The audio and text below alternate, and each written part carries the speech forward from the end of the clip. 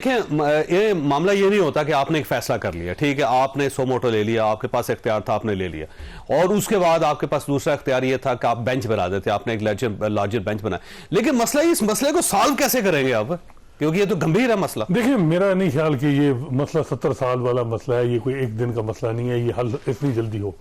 ये है कि क्या कोई एक इंस्टीट्यूशनल रिस्पांस दिया जाएगा 7 रुकनी बेंच की तरफ से, कोई डेटरेंस बनेगा, हाई कोर्ट के 126 और सुप्रीम कोर्ट के जजेस को क्या मैसेज दिया जाएगा, ये असल चीजें हैं कि क्या है। क्योंकि ट्रायल कोर्ट तो है नहीं, देखिए ट्रायल आपको फिर करना पड़ेगा। देखिए, मामला ये है कि मामला ये है, अब इसके अंदर ये जजेस क्या चाह रहे थे, 6 जजेस ये इसी इशू को हाईलाइट करना चाह रहे थे और कह रहे थे कि हमें गाइडलाइन नहीं, अगर फर्ज अब वो इशू हाईलाइट हो गया। चर्चा में मसला ये है कि उसमें वाज़े तौर पे सुप्रीम कोर्ट में तकसीम है कि क्या टाइमिंग एक वक्त ये जो जजेस ने खत लिखा है ये ठीक लिखा है। टाइमिंग का क्या इशू है वैसे, सवाल ये नहीं, वो है कि मामला 1 साल पुरानी चीजें हैं। हाँ ठीक, और इस साइड पे क्योंकि लगे हुए अब ये मेरा ख्याल है कि जस्टिस काजी फैज साहब में भी इस मामले में सवाल उठाए। वो अमूमन जब वो जो बात होती है वो इसको वो इस पे नहीं रुकते, वो कहेंगे कि ये मामला तो उमर अता बंदियाल साहब के दौर में हुई है, तो क्यों नहीं उस वक्त टेकअप हुई है, ये मामला खत्म। अच्छा, वैसे एक खबर यहाँ पे ये भी गर्दिश करी, स्पेकुलेशन है वैसे, मैं पहले कह रहा हूँ, वो ये कह रहे हैं कि क्योंकि जी रिलीफ मिल रहा है इमरान खान साहब को, तो इस खत के अंदर अंदर रिलीफ मिल गया, आज तोशा खाने का फैसला हो गया, उसमें उनको रिहा कर दिया गया, कल साइफर केस का फैसला हो सकता है, और बुध जब हेयरिंग होगी तो उससे पहले इमरान खान वो तो जिस तरीके से सजाएं दी गई हैं, हाफिज साहब भी इसको मानेंगे कि सस्पेंड बड़ी इजीली हो जाएंगे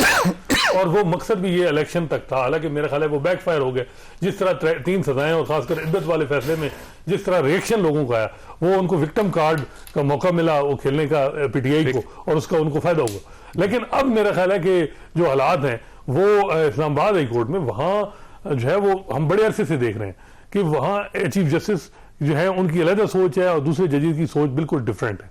सारे जजेस की सोच डिफरेंट होनी चाहिए वैसे, देखिए पॉलिटिकल केसेस में जो है वो हर एक की अपनी अपनी अप्रोच है। अब देखिए पोलराइज सोसाइटी है, इसी तरह जजेस भी, अब सबको पता है कि पीटीआई को कौन से जजेस पसंद हैं, कौन से वो नाखुश हैं, इसी तरह कौन पे नून लीग खुश है और नून लीग किन से नाराज है। 1 मिनट रह गया, आपने आप साहब आपकी तरफ आ रहे सर, वे फॉरवर्ड कैसे? देखिए, चीज ये है कि जो 184(3) की प्रोसीडिंग अब स्टार्ट होगी ये कंक्लूसिव नहीं होगी, क्योंकि इसके ऊपर एक इंट्रा कोर्ट अपील जो है वो दोबारा आएगी, फिर देखे। दूसरा ये है कि अगर इसको दोबारा सो मोटो की तरफ जाना चाहिए था तो चीफ जस्टिस साहब को या उस कमेटी को दोबारा मामला फुल कोर्ट की तरफ जाना चाहिए था कि जी 2 दफा आपने ये फैसला किया है, अब हम 3 मेंबर्स ये समझते हैं कि हमने इसके ऊपर कॉग्निजेंस लेना है, आपका इसके अंदर क्या व्यू है, और ये जो व्यू है ये दोबारा फेडरल गवर्नमेंट की तरफ जाना चाहिए था और उन्हें कहना चाहिए था कि अब हमने फुल कोर्ट ने ये व्यू किया है तो हम इसको ये चाहते हैं कि हम अपने लेवल पे करें। अब मैं समझता हूं कि अगर ये मामला जुडिशरी ने दोबारा इस कॉग्निजेंस के अंदर टेकअप कर लिया है तो क्रिटिसाइज करने की बजाय जो भी वो करें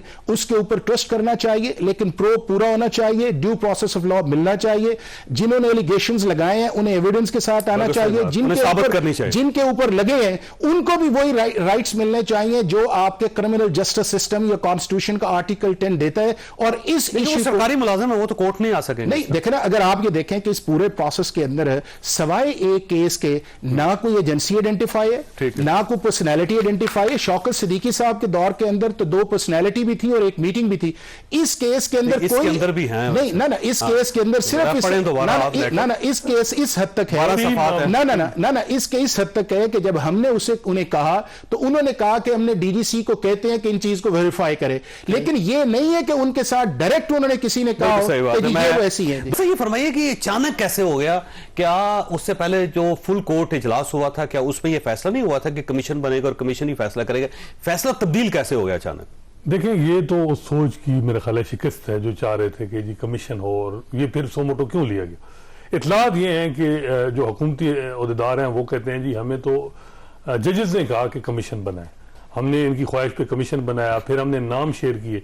बताया जा रहा है कि फार्मर चीफ जस्टिस नासुर मुल्क से रब्ता किया गया, उन्होंने माजरत की, फिर उसके बाद हुसैन जिलानी साहब से रब्ता किया गया, वो विलिंग हो गए। अब उनकी साइड से ये खबर आ रही है कि वो कहते हैं कि उनको ये इंप्रेशन था कि फुल कोर्ट ने भी उनका नाम अप्रूव किया। जब उन्होंने इधर उधर से बातें, जब उनको पता चला कि फुल कोर्ट में तो डिवीजन है और उनका नाम तो डिस्कस ही नहीं हुआ, और फुल कोर्ट में चाहे मिनॉरिटी व्यू है लेकिन जजेस उसके मुखालिफ है, और फिर वकला का भी देखें, बाहर जो है वो इंडिपेंडेंट ग्रुप तो सपोर्ट कर रहा है, लेकिन और इंडिपेंडेंट बहुत से वकीलों ने इस मामले की मुखालफत 300 और मैं देख रहा हूं कि जिलानी साहब की जो तबीयत है, हाफिज साहब भी इसको सेकंड करेंगे, वो कंट्रोवर्सी में नहीं जाते, लेकिन उन्होंने सिर्फ इनकार नहीं किया, इन्होंने वो मौकफ की तकवीयत दी जो मिनॉरिटी का मौकफ था सुप्रीम फुल कोर्ट में कि जी आप ये मामला जो है ये एग्जीक्यूटिव को जाने वाला है ही नहीं, ये मामला जो है हमें खुद देखना चाहिए सो मोटो लेके, या सुप्रीम जुडिशियल काउंसिल गाइडलाइन, वो तो गाइडलाइन जजेस जा रहे हैं। आपका ख्याल है फुल कोर्ट डिवाइडेड था? फुल कोर्ट इस साइड पे कौन था, इस साइड पे कौन था? 3-4 जजेस इस साइड पे थे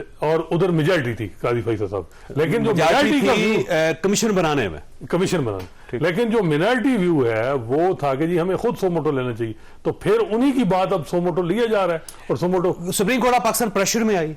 देखिए वादे अगर आप कहेंगे सो मोटो प्रेशर नहीं है तो प्रेशर तो है, प्रेशर वकला का है और सूरत हाल है, और बहुत से लोग कह रहे हैं कि इंडिपेंडेंस ऑफ जुडिशरी कंप्रोमाइज हो रही है। 6 महीने से हम जो देख रहे हैं कि इस वक्त हमारी एग्जीक्यूटिव जुडिशरी और बार एक पेज पे हर मामले में है, तो एक वो एक मामला था कि जी वो एक नैरेटिव जो था, लेकिन वो एक बहुत से जो लोग हैं वो ये समझते थे कि जी ये 6 जजेस के बयान को अगर तकवीयत मिली तो नैरेटिव बनेगा पीटीआई को इसका फायदा होगा, वो नहीं चाहते थे कि इस चीज को बने, लेकिन मेरा ख्याल है कि वो इस चीज को हैंडल फिर नहीं कर सके। फिर अब जो सो मोटो होगा इसमें मेरा नहीं ख्याल कि कोई ज्यादा चीजें हों, अल्टीमेट भी मामला कमीशन की तरफ ही जाएगा या जेआईटी बनेगी, लेकिन जो देखिए जेआईटी कैसे बनेगी, क्योंकि जेआईटी ये सारा इशू एजेंसी होगा, देखिए एजेंसियां कैसे शामिल होगी? देखिए कोई भी मामला हो, कंट्रोवर्सी जो फैक्चुअल कंट्रोवर्सी है उसमें मेरा नहीं ख्याल कि सुप्रीम कोर्ट 184(3) में इतना आगे जाए, लेकिन वहां भी मसला आएगा। आप देखिएगा बहुत से कुछ जजेस जो हैं वो कहेंगे कि हमें कमीशन नहीं,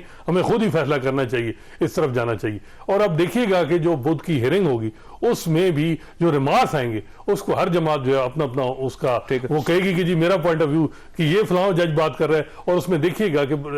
ये अब देखना होगा कि मौजूदा चीफ जस्टिस गाजी फैसा में भी वो 2 दिनों में स्ट्रेटेजी यही बनाया कि हम यूनानिमसली इस मामले को चले, लेकिन हम माजी में देखें कि जो एक हफ्ता जो डेवलपमेंट हुई, जिस तरीके से उन्होंने प्राइम मिनिस्टर से मुलाकात की और प्राइम मिनिस्टर की मुलाकात के बाद हुकूमत जिस कॉन्फिडेंस में नजर आई और उन्होंने कहा जी कि हम इन जजेस पे एतराज करेंगे जब ये पीटीआई के केसेस सुनेंगे, तो वादे लगा था कि वो जजेस पे प्रेशर है और वो ट्रायल पे हैं, न कि वो लोग हैं जिन पे ये इल्जाम आ। बिल्कुल सही। तो अब जो है जो ये सो मोटो है, देखना है कि क्या ओपन हियरिंग में भी जो फुल कोर्ट में जजेस के तसुरात थे, जो रिमार्क्स थे, जो जजेस इन 6 जजेस पे निशाना बना रहे थे कि इन्होंने गलत किया, टाइमिंग ठीक नहीं थी, क्या वो अब ओपन हियरिंग में भी यही बात करेंगे या वो कोई और? अच्छा साहब ये फरमाइएगा सर, अब क्योंकि 6 जजेस जो है जाहिर है उनको भी अदालत में आना पड़ेगा, उसके बगैर तो मामला सेटल नहीं हो सकता, क्या वो खुद आएंगे या उनके वकील आएंगे, क्या वो सबूत पेश करेंगे, और कहीं ऐसा ना हो कि 6 जजेस का ट्रायल शुरू हो जाए? देखिए चौधरी साहब बहुत शुक्रिया, बिस्मिल्लाहिर्रहमानिर्रहीम, आपने मौका दिया। जो भी इवेंट्स हुए हैं और पिछले 5 दिन के अंदर भी जो इवेंट्स आए हैं वो पाकिस्तान की जुडिशियल कॉन्स्टिट्यूशनल हिस्ट्री के अंदर अनप्रेसिडेंटेड है। 6 जजेस का लेटर लिखना, रोज एक रिकॉर्ड बन रहा है, रोज देखिए 6 जजेस का लेटर लिखना, उसके बाद चीफ जस्टिस ऑफ पाकिस्तान का अपने ब्रदर जजेस से फुल कोर्ट मीटिंग करना, उस मीटिंग के अंदर एक चीज का तय होना, उससे ये हुआ कि प्राइम मिनिस्टर बीइंग एग्जीक्यूटिव उसको मिलना चाहिए, उसके अंदर एक मीटिंग का होना, उस मीटिंग के अंदर प्यून जज का बैठना, रजिस्ट्रार का बैठना, अटॉर्नी जनरल का बैठना, प्राइम मिनिस्टर का बैठना, लॉ मिनिस्टर का बैठना, और उसके बाद एक लॉ मिनिस्टर की प्रेस कॉन्फ्रेंस करना, उसके बाद दोबारा जो है फुल कोर्ट की मीटिंग का होना, और फुल कोर्ट की मीटिंग के बाद जो हमने 8:30-9 बजे देखा तो वो सारे के सारे जो इंप्रेशन थे वो सारे के सारे किसी और तरफ जा रहे थे। अब हुआ ये है कि सारी एक्सरसाइज के अंदर अब जो सो मोटो वाला प्रोसेस है, मेरा पहले भी ये था कि ये इंडिपेंडेंस ऑफ जुडिशरी जो है उसकी बजाते खुद सबसे बड़ी custodian supreme Court of Pakistan है और ये हाई कोर्ट है, इन्हें कंटेम्प्ट लेना चाहिए था। अगर चीफ जस्टिस ने नहीं किया, बात आ गई थी, तो अगर ये फैसला करना था तो पहले ये फैसला कर लेते। इसके लिए जो आया है मेरा ख्याल ये है कि इससे जो चीजें आई हैं उसके अंदर इफ एंड बट्स आने शुरू हुए, और उसकी एक वजह भी है। उसकी वजह यह है कि अगर आपकी सुप्रीम कोर्ट मेजॉरिटी से फुल कोर्ट के अंदर फैसला करती है कि ये वे फॉरवर्ड है, उस वे फॉरवर्ड को फेडरल गवर्नमेंट इंप्लीमेंट करती है, और उसके बाद 3 मेंबर्स की कमेटी जो प्रैक्टिस एंड प्रोसीजर के अंदर है वो एक नई चीज ले आती है कि नहीं हम इसको अब कॉग्निजेंस लेते हैं सो मोटो के अंदर 180। तो क्या 3 मेंबर्स का जो फैसला है वो उस मेजॉरिटी के फैसले को किस तरह बाईपास करेगा? यही सबसे प्रेशर में आई है सुप्रीम कोर्ट ऑफ पाकिस्तान। नहीं, मैं ये समझता हूं कि जो 2-3 दिन के अंदर सोशल मीडिया के ऊपर आया था कि जी चीफ जस्टिस नहीं चीफ जस्टिस रिजाइन करे, हाई कोर्ट वाला चीफ जस्टिस वो रिजाइन करे, सुप्रीम कोर्ट वाला,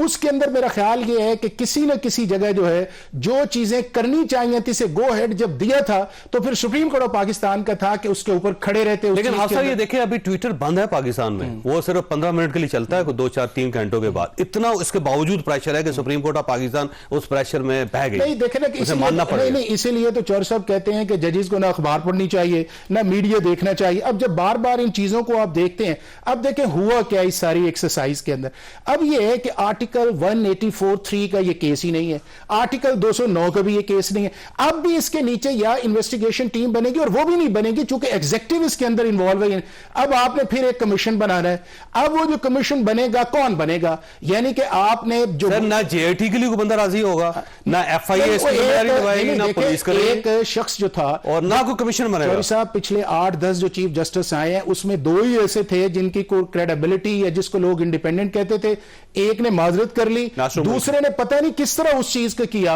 और उसने एक्सप्रेस भी किया। वो भी प्रेशर में आए। नहीं देखे मेरा ये ख्याल ये है कि जब ये सारी चीजें आई हैं उस चीज के अंदर आया है तो उन्होंने उसके अंदर कहा कि अगर चीफ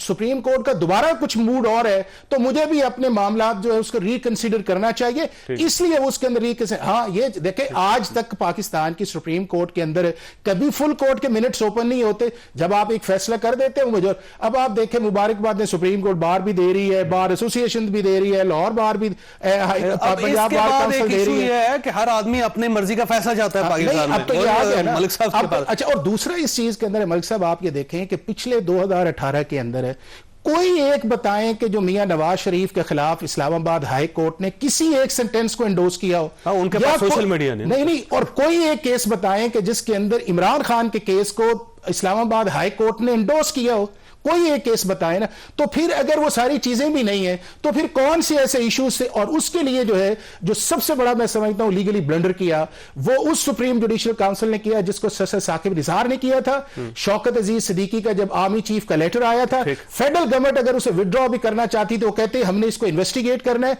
वो मौका हमने मिस किया। इन्वेस्टिगेशन वहां से स्टार्ट होनी चाहिए। और दूसरा अगर चौधरी साहब अगर दोबारा सुप्रीम कोर्ट ने उन्हें रिलीफ दिया है तो सुप्रीम कोर्ट को यह चाहिए था कि एसजेसी की रिकमेंडेशंस को सेट असाइड करके रिमांड करती और दोबारा कहती कि इनको इन्वेस्टिगेट करने ये लेटर की नौबत ही नहीं आनी। अच्छा